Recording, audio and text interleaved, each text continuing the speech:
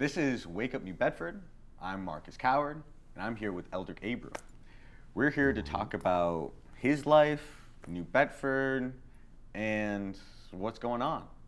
So, to catch us up, I want to rewind a little bit. And we're going to talk about your kids, okay? Amazing. But I want to ask you, what was your first dream as a child?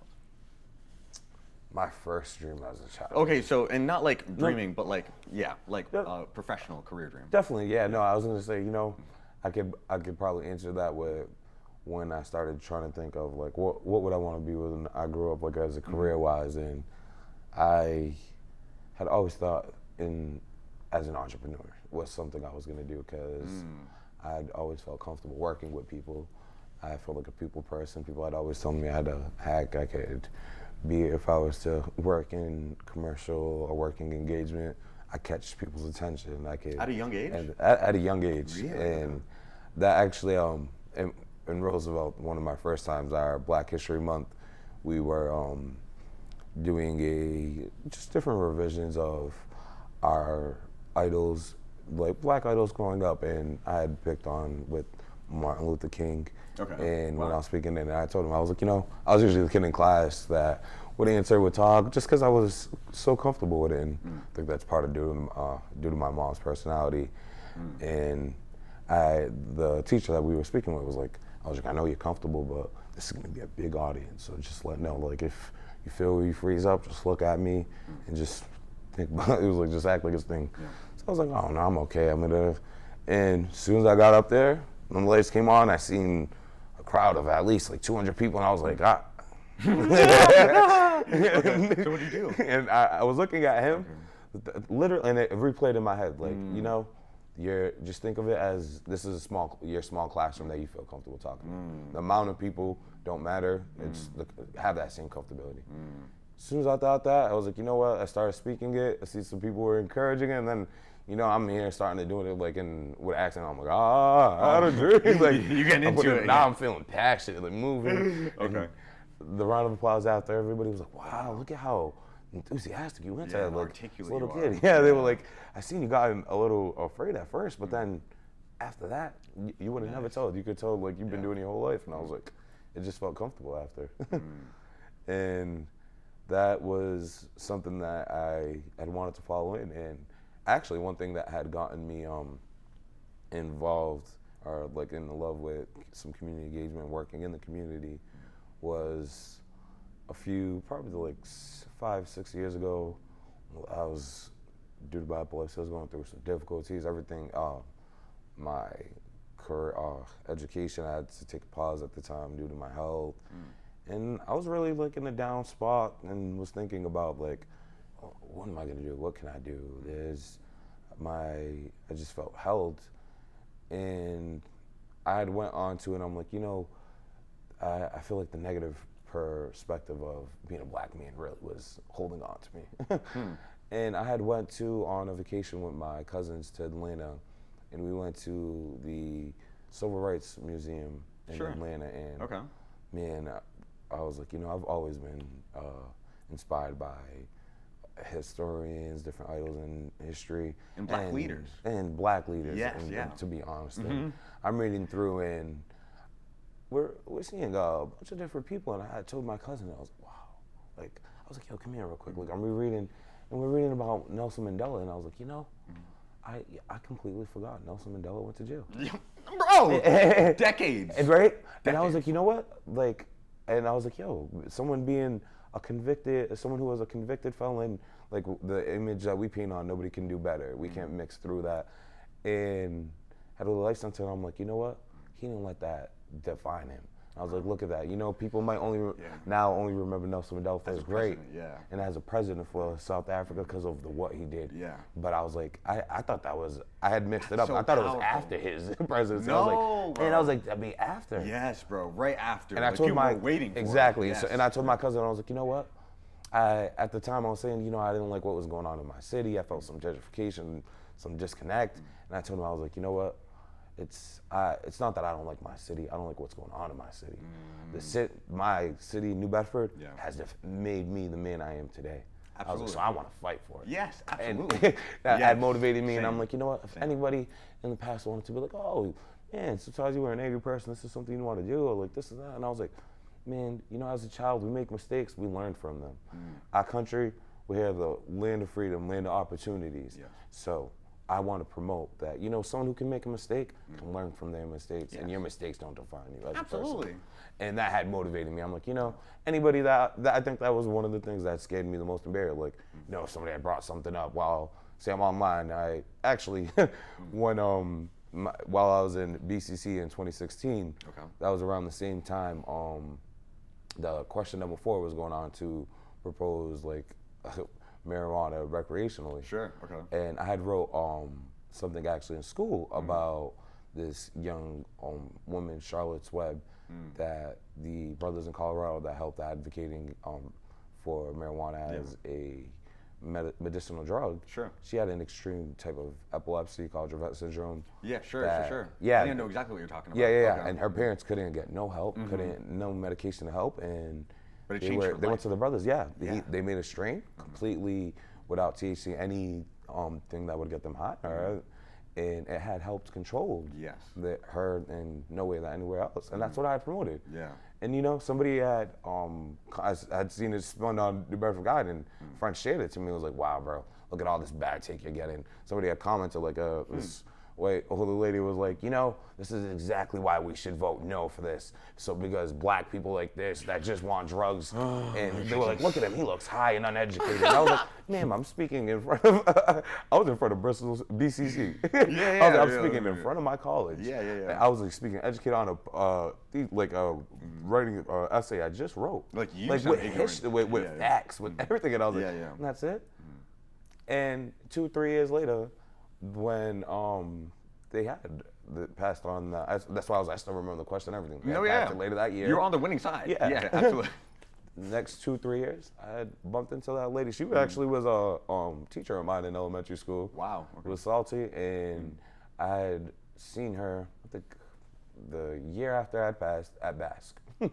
And she's at Basque dispensary saying how her and her husband have been using the oils, and it's been helping some back pain like it's never has. Absolutely, that's what and it's I told for. her, I was like, you know what? It's the salty side of me wanted to be like, oh, look at the lady that was pointing out. And I told her, I was like, you know, I'm glad you were able to see the medicinal side of this that I was talking about and change your mind. Yeah, absolutely. And from there on, it just was like, you know, I feel that. I know that comes with it, but that also kind of just empowers me even more to be like, okay. You can get through to people. Yeah, right? Like, no, that's a great story. Okay. I was like, okay, but you know what? I was like, and what I took out of that is, go ahead. At least maybe she learned. Maybe when she was in some back pain, had remembered that video. Was like, you know what? None of my medication's helping. Yeah. Let me go try something different. She must have learned, you know? And I was like. And that just touched me too. Like, I remember in part 1, I said, like, I love old people. I love my grandma. But I said old dogs can't learn new tricks sometimes, or sometimes there's that mentality, but you just prove the opposite, you know? And you really can get through to older people, you know? And like sometimes there's this generational gap, you know, that just feels like we can't get through to them sometimes, and either with social media or just with communication. Yes. But it really does just take communication, being honest, genuine, and having some understanding, having some empathy, you know? Exactly.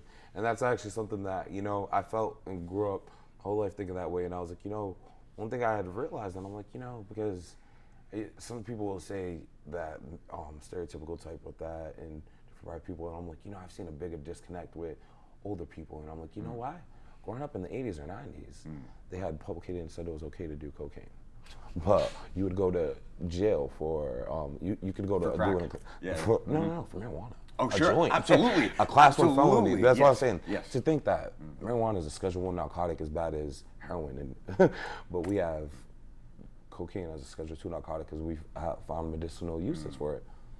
I was like, that sounds a lot more like that you guys are prejudicing some people that were under it. Wow. Because I was like, you know, a lot of older people that I have spoken with it, even that were maybe even willing to like try for like a health reason, were like, you know, when I was growing up, they were saying you're worse off doing smoking weed than you are to do. No, yeah, and no, I was yeah. like, There were like commercials and even like movies, like if you would smoke, you know, if you smoked reefer, then you were like gonna like R word, you know, like this white woman, you know, or it would turn you into this monster, and I was just you know, like, you know, and with that, I was like, you know, that's the strength I think of media, but propaganda.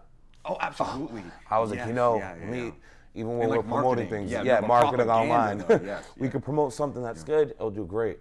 But when we promote something that, and I think I was like this part of like just human nature that might either bring something that like brings us cautious, some fear, or that we don't know. That's what you see go wild, but it's because it's unknown to us. Where like, oh my God, wait, somebody can do this, or somebody's acting like this. Yeah. Share this and inform everybody else.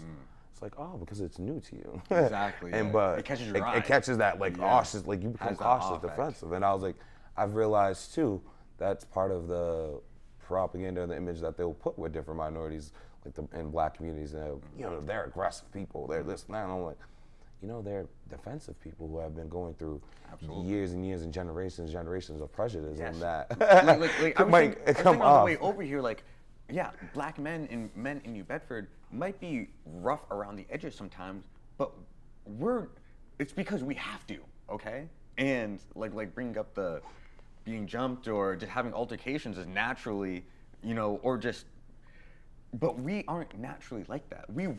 Everyone wants to be soft and be comfortable and vulnerable, but if we're prejudiced, you know, and put in a box or made to defend ourselves, then that's the culture we have to survive. And we get accustomed to, yeah. Yes, It's but just we don't because- want that, you know. But people, but that's a propaganda they'll say is that now it's a choice and that's just how they are. But that's not how we are by nature.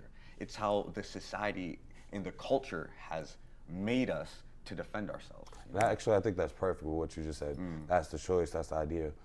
But now that's where I go to, and I'm like, a lot of people in minorities are growing in areas where they're having lacks of choices and opportunities. Exactly. So They're in survival we're saying, mode. oh, that's their choice, and I'm Yes. like, wait, let's ask, did they have another choice? Even going down to Another crime, option. like even basic, like why people might steal or sell drugs.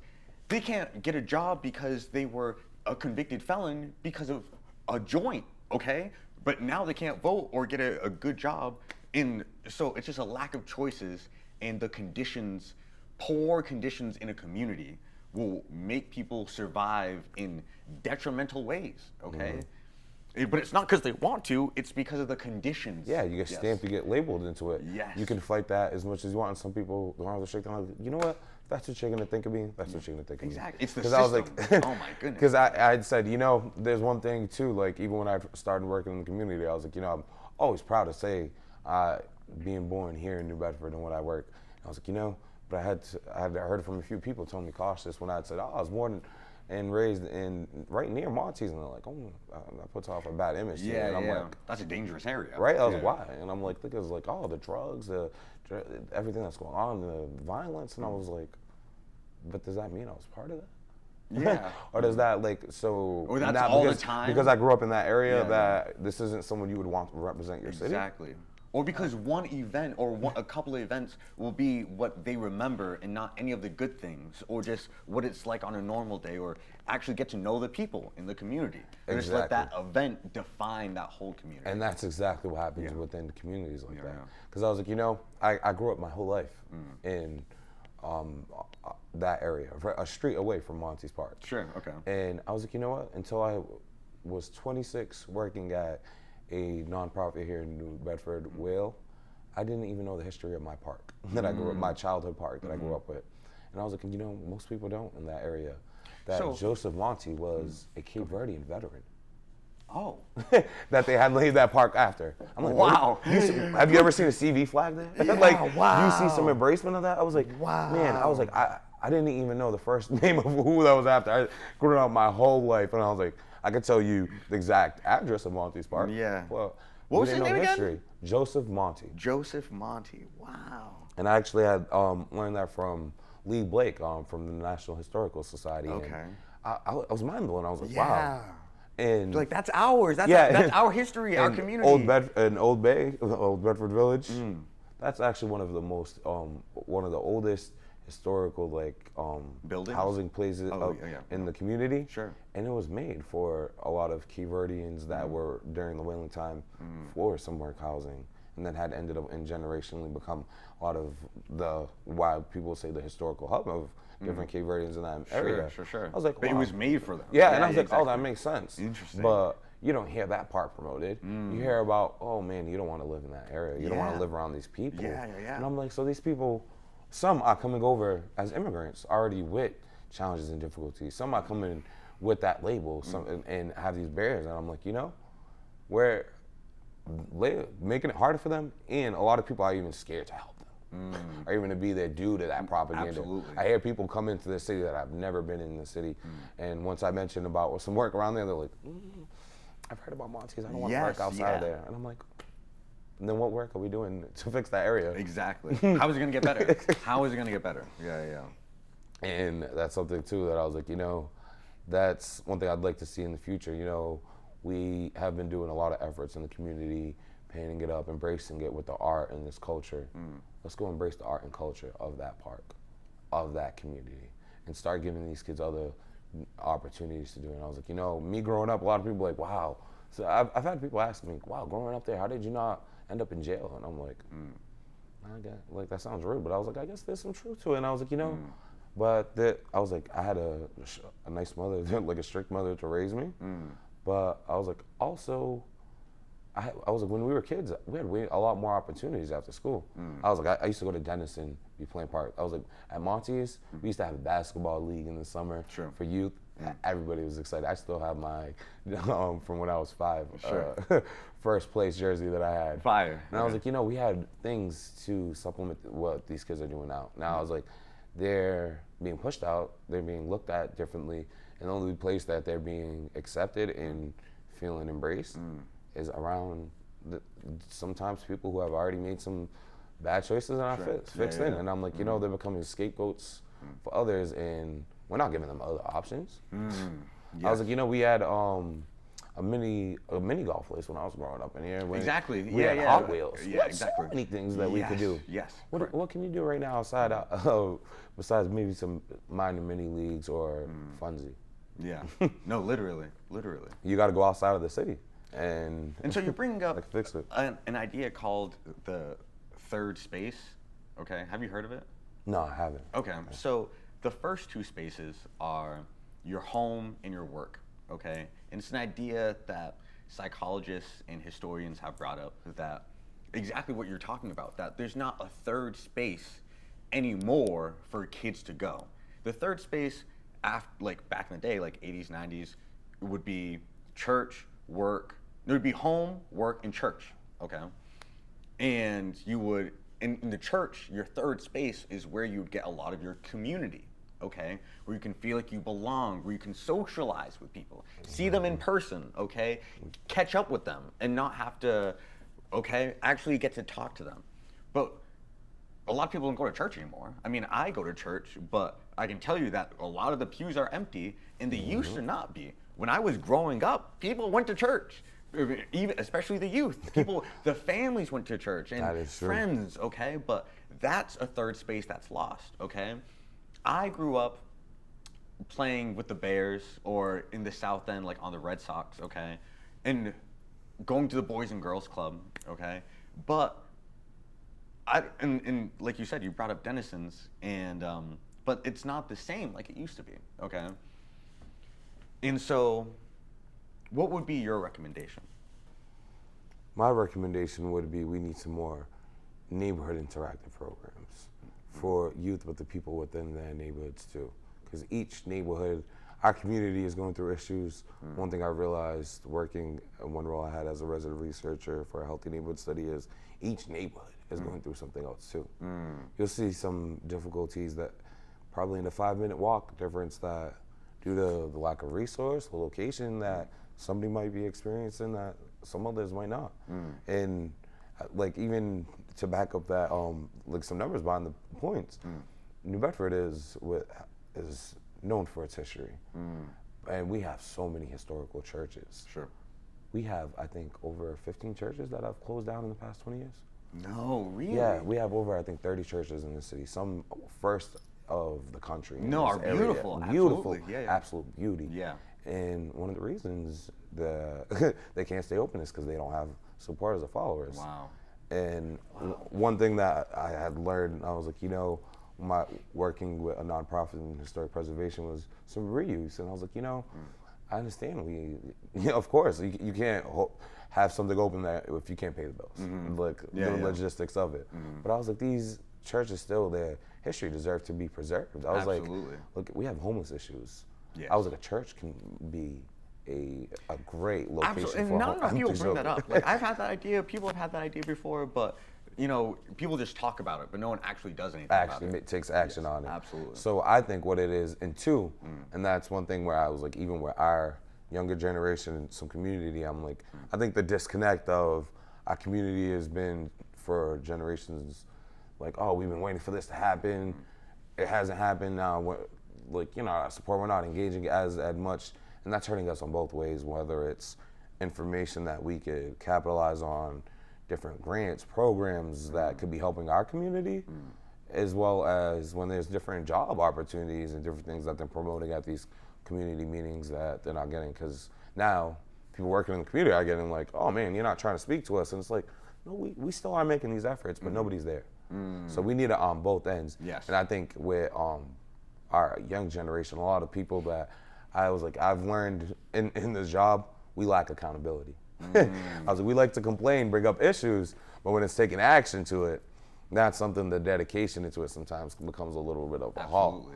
That they used to have back in the day. Like, they did. And so we are having an amazing conversation, and there's a couple more things that are important to both of us that I want to bring up, like your kids, but because I want that, and if you want to thank anyone, I want that to be the last few minutes, but just an inspiration, because we're black men, okay? Yes.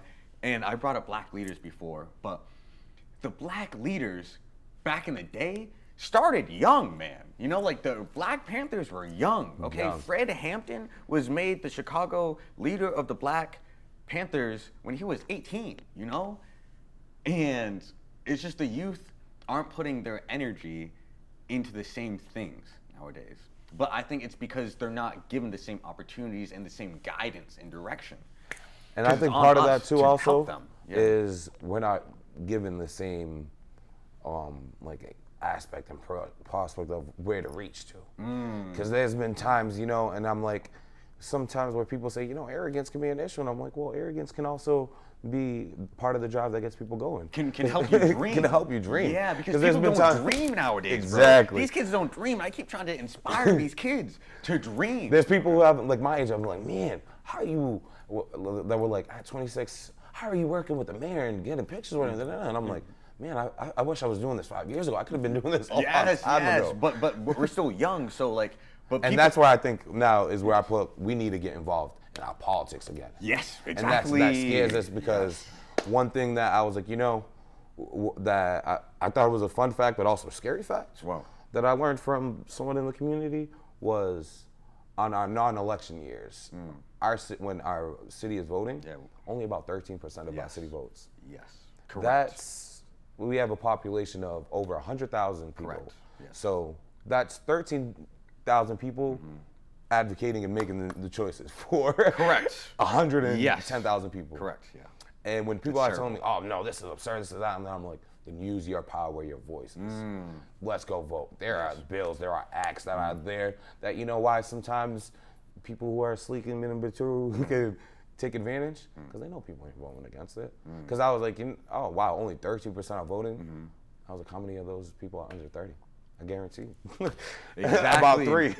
and even under 30, are they just the kids of the people in power, or are they the people that being need affected, their voice, that are being affected? And it just makes you think, like, wow, like, and then there's a lot more we could do, but we also need to take action on it before we could complain. Like, absolutely, we need to use our voice. And that's where I want somewhere like we could have more youth being able to advocate on something. And I was like, if there's something in the city, if we could, that's bothering, say, our young generation, let's bring it up as an issue. Find ways that I can solve it. Yes. I was like, you can maybe we could get some support behind it, make it a bill, make it an act. So like, I wanted to bring this up too when you brought up neighborhood interactive activities, okay? Each neighborhood should be more in touch and tapped in with their ward counselor. Yes. If our wards were stronger, our city would be stronger. And that's something that every person should know what ward they're in and who their ward counselor is, okay? I'm in Ward 5, he's Joseph Lopes, okay? Yes. But our ward meetings, every ward has monthly meetings too that people should go to in order to advocate, and then go to city hall and city council meetings, okay, in order to hear what's going on, and they'll give you a packet of the whole list of what they're talking about and what's on the agenda. The city will give you the tools to be involved, but you have to bring the energy and the attitude in the first place, okay? And you can't just want to complain, but you have to want to do something about it and then follow through. And it starts with the youth because we have the energy. But it would also help if we had some guidance from the older people. But even if we don't have that, it's just as important to get involved in our politics and to use our voice in social media to show everyone that it's not as hard as you think it is.